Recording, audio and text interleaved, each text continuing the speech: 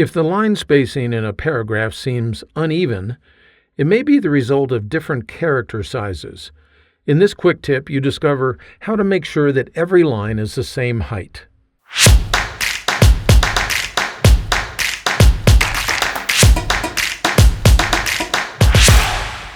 Notice the random text that I have on the screen here. The line sizes don't appear to be correct.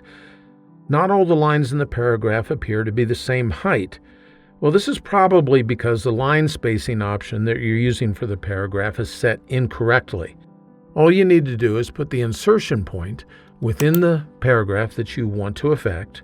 Make sure that the home tab of the ribbon is displayed, and then click the small icon at the bottom right of the paragraph group.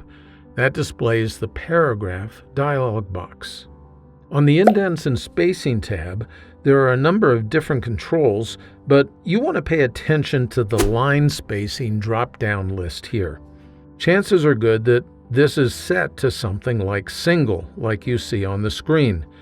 This means that Word calculates what the largest letters are on the line and then adjusts the line height to compensate for the character size. If the characters on one line are a bit larger than the characters on another line, then the lines in the paragraph appear to be spaced differently. To overcome this problem, you want to use the drop-down list and choose the choice right here that says Exactly. And then you can specify the exact height that you want each line within the paragraph to occupy. A good rule of thumb is to make the line spacing 120% of the font that you're using in the paragraphs. You'll note that we're using 12-point font within this paragraph. That's visible right up here on the Home tab of the ribbon.